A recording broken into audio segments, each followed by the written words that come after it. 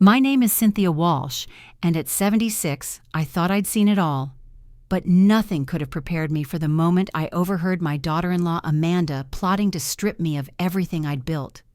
"This house isn't senior-proof," she said, her voice sharp like a knife slicing through the quiet of my home. Was she really trying to push me out of the house I designed with my own hands? The betrayal stung deeper than I could have imagined, but it lit a fire in me. This is the story of how I turned her scheme against her, reclaiming my life and my legacy. I'd fight for my home, my pride, and my grandson's future, but at what cost? Would I lose my family in the process? Stick with me, because you won't believe what I did next. Before we jump back in, tell us where you're tuning in from.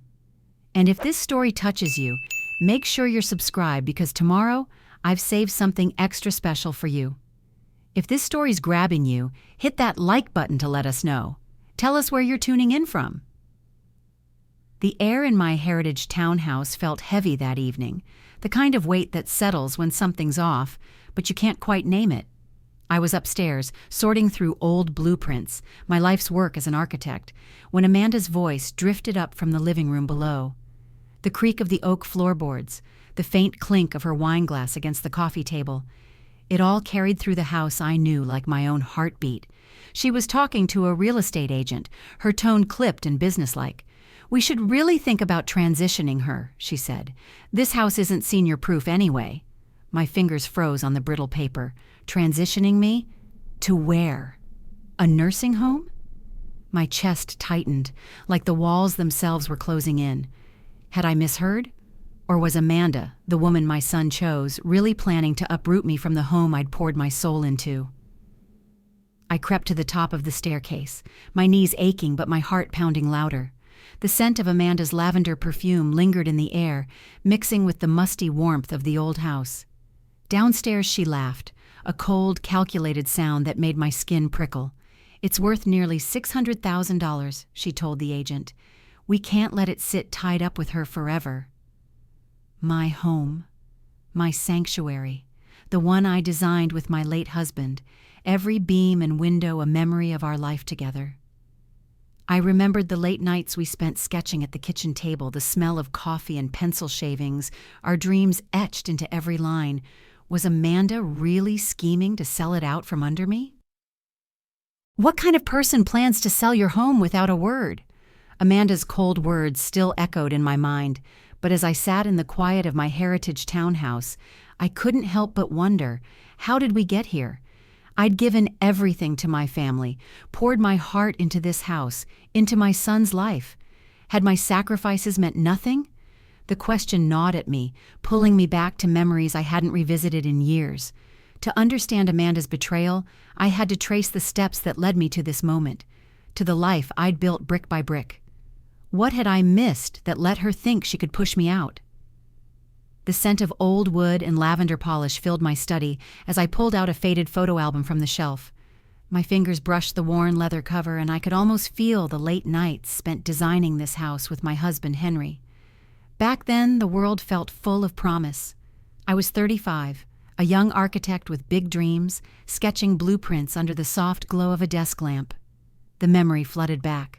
Henry and I at our kitchen table, the air thick with coffee and hope, our laughter mingling with the scratch of pencils on paper.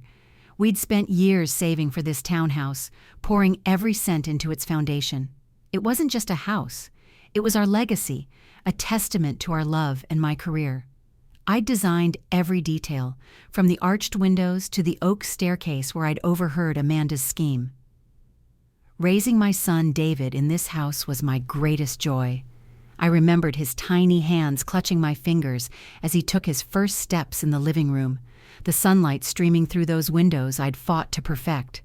After Henry passed, it was just me and David. I worked double shifts, my eyes burning from late nights drafting plans for clients, just to keep him in school, clothed and fed. The exhaustion clung to me like damp clothes, but I never complained. Every sacrifice was for him, for his future. I'd sit at the dining table, bills scattered like fallen leaves, calculating how to stretch my paycheck. "It's worth it," I'd tell myself, picturing David's smile when he graduated college, But now, with him across the country and Amanda's voice ringing in my ears, I wondered if I'd been blind to her true nature all along. When David brought Amanda home, I welcomed her with open arms. I cooked her favorite lasagna, the kitchen warm with the smell of garlic and tomatoes, hoping to build a bond. She seemed charming at first, her smile bright but guarded. Over time, I noticed the edge in her voice, the way she'd dismiss my stories about the house as old-fashioned. Once, at a family dinner, she snapped, "This place could use a modern touch, Cynthia." Her words were light, but they stung, like a paper cut you don't notice until it burns. I brushed it off, thinking she was just young, ambitious. But now, replaying that moment, I saw the truth. She'd been eyeing my home from the start. Had I been too trusting, too eager to see her as family? How could someone you trusted plot against you in your own home? Amanda's words about transitioning me to a nursing home still burned in my ears, but I needed proof, something solid to confirm the betrayal I'd overheard. The air in my townhouse felt different now, like it was holding its breath, waiting for me to act. My heart raced as I crept through the shadows of my own halls, searching for answers. What was Amanda hiding, and how far had her plan already gone? The next morning, the house was quiet, save for the faint hum of the refrigerator. Amanda had left for work, her lavender perfume still lingering like a warning. I stood in the kitchen, the cold tile under my bare feet grounding me as I sipped bitter coffee. My mind replayed that night on the staircase, her voice slicing through the stillness. This house isn't senior proof. I'd trusted her, welcomed her, and now she was scheming to sell my legacy. Years ago, I'd faced a client who tried to steal my designs. I remembered standing in their office, my voice steady despite my shaking hands, demanding they back off. That fire was still in me, I just needed to find it again. I started in Amanda's study, a room she'd claimed as her own. The desk was cluttered with papers, the faint scent of ink and her floral hand cream hanging in the air. My fingers brushed over folders until I found one labeled Property. My breath caught as I opened it, revealing a contract, a purchase agreement for my house with a realtor's card clipped to it. The numbers stared back at me, $600,000. My home reduced to a transaction. Worse, there was a forged signature, mine. My knees buckled and I gripped the desk, the wood smooth under my trembling hands. How had she done this? Had she been planning it since she moved in? Then I found it, my old voice recorder, tucked in a drawer from my architect days. I'd used it for client meetings, but now it would serve a different purpose. That evening, when Amanda returned with the realtor, I was ready. I hid upstairs, the recorder humming softly in my pocket. Their voices floated up, sharp and clear. "She won't notice until it's done," Amanda said, her tone smug. "We'll find a nice facility for her." My heart pounded, each word a hammer against my trust. I pressed the record button, capturing every damning syllable. The staircase creaked under my weight as I leaned closer, the air thick with tension. Was this enough to stop her?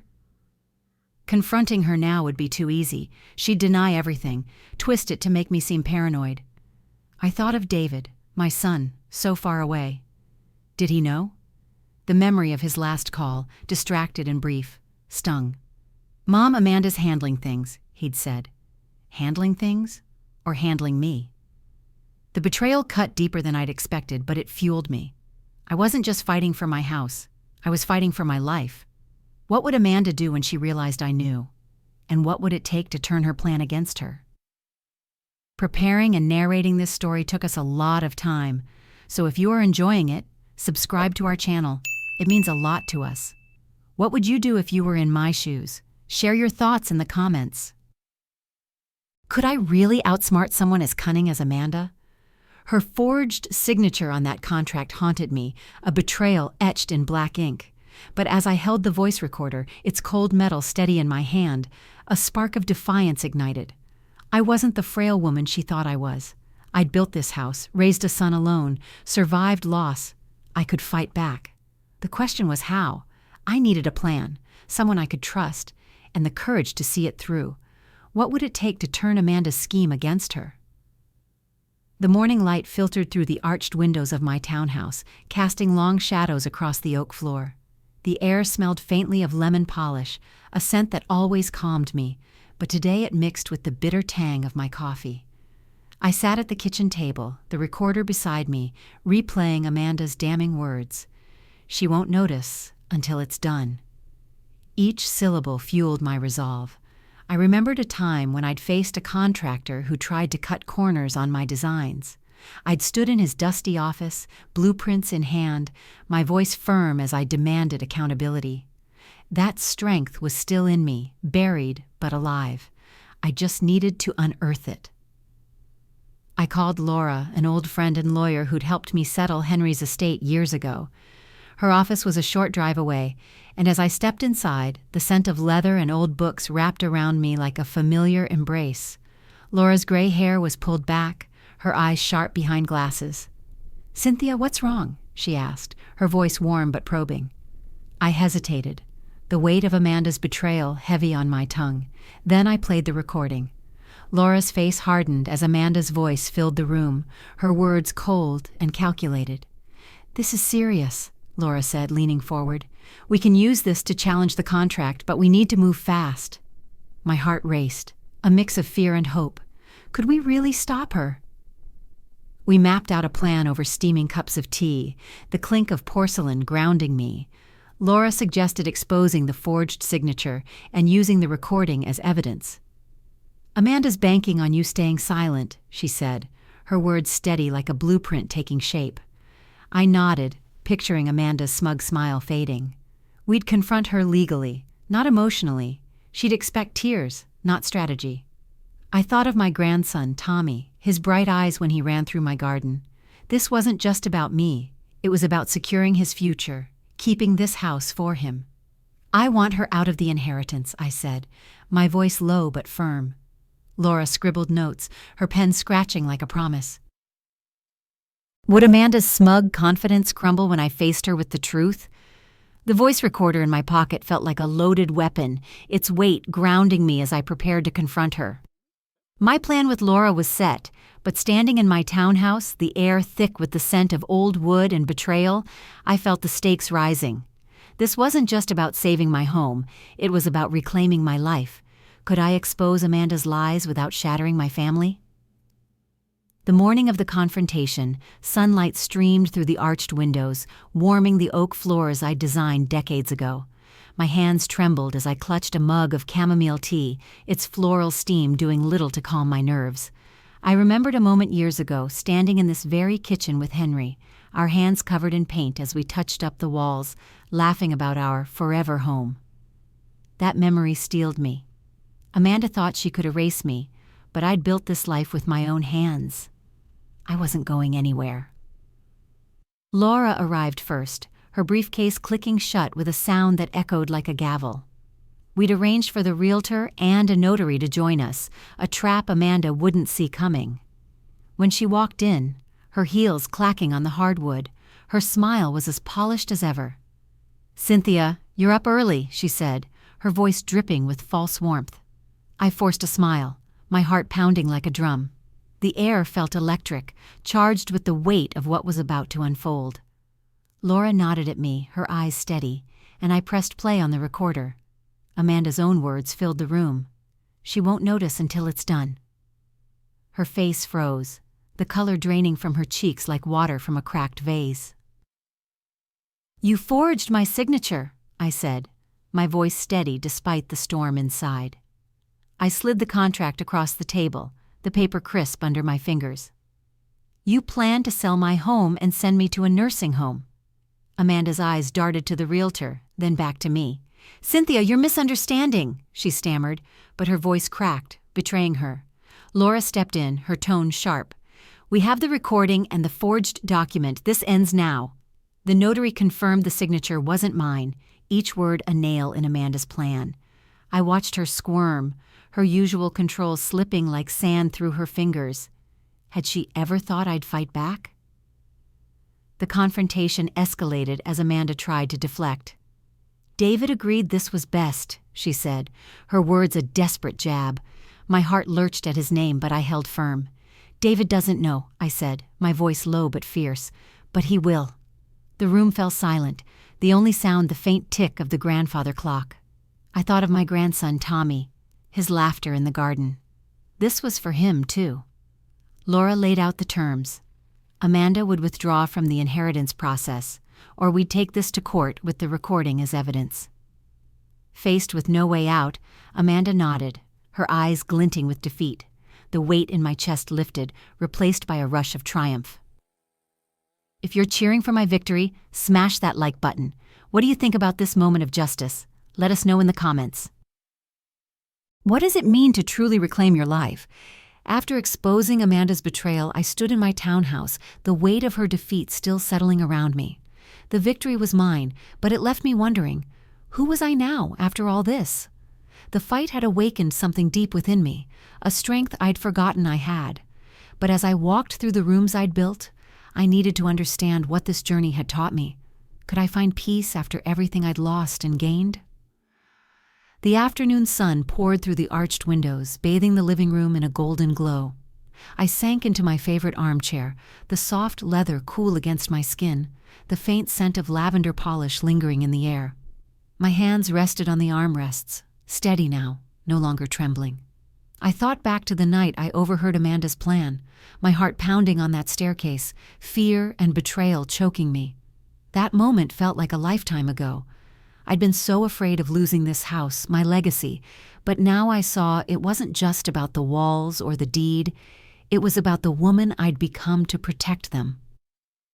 I called Laura to thank her, her voice crackling through the phone like a warm fire.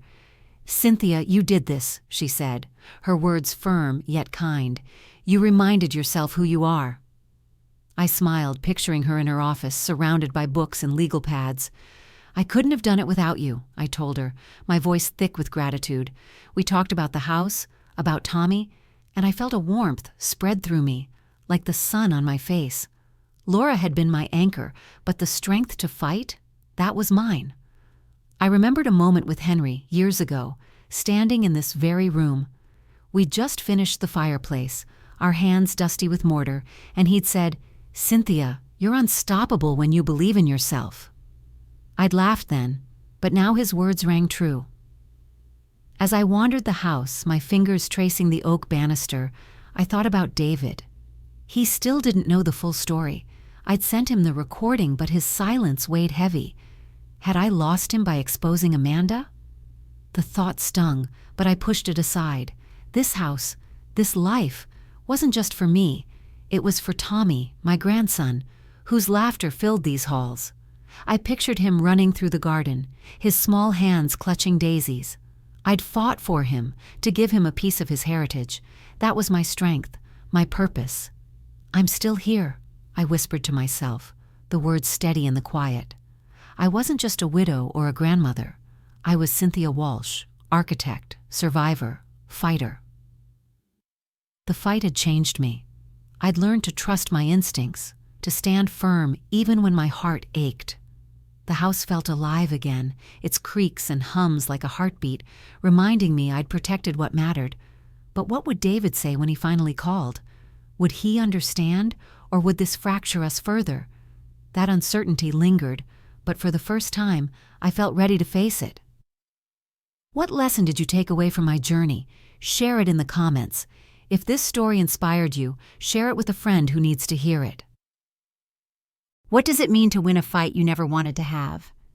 Standing in my townhouse, the walls whispering memories of triumph and betrayal, I felt the weight of Amanda's defeat lift. I'd saved my home, my legacy, but the victory wasn't just about keeping these walls. It was about rediscovering who I was. As I looked out at the garden where my grandson Tommy played, I wondered, what would I do with this second chance? How could I turn this pain into something lasting? The morning was crisp, the air carrying the scent of blooming jasmine from the garden. I stood on the porch, the wooden boards cool under my feet, watching the sunlight dance through the leaves. My hands, once trembling with fear, now felt steady, grounded. I thought back to the day I overheard Amanda's plan, her cold words cutting through the stillness of my home. That moment had nearly broken me, but it also woke me up. I wasn't just an old woman to be pushed aside. I was Cynthia Walsh, architect, mother, survivor. I'd built this life, and I'd rebuild it now, on my terms. I called Laura one last time, her voice warm through the phone.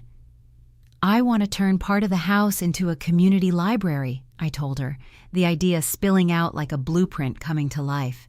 "For Tommy, for the neighborhood." She laughed softly, the sound like a bell in the quiet. "That's you, Cynthia, always building something." We talked about the logistics, her words sparking memories of sketching plans with Henry, the scratch of pencil on paper, the thrill of creation. That passion still burned in me. The library would be my gift, a way to share this house's heart with others while keeping it in the family for Tommy. Amanda was out of the inheritance, but this house would live on, vibrant and loved. David finally called, his voice hesitant. "Mom, I didn't know," he said, and I believed him. I told him about the library, about Tommy's future. "This is for him," I said, my voice firm but soft. The silence on his end felt heavy, but I sensed a shift, a chance to rebuild. I walked through the house, my fingers brushing the oak banister, its smooth grain a reminder of every choice that led me here. The walls seemed to hum with new purpose, the air warm with possibility. I'd learned something profound. No one could take my strength unless I let them. "If you think an old woman can't fight back," I thought, smiling to myself, "you've forgotten we've survived a lifetime." The garden bloomed brighter that day, the jasmine's sweetness wrapping around me like an embrace. I pictured Tommy reading in the library, his small hands turning pages, and I felt peace. This was my legacy, not just a house, but a life of resilience. What would the future hold for us? I didn't know, but I was ready to face it, stronger than ever.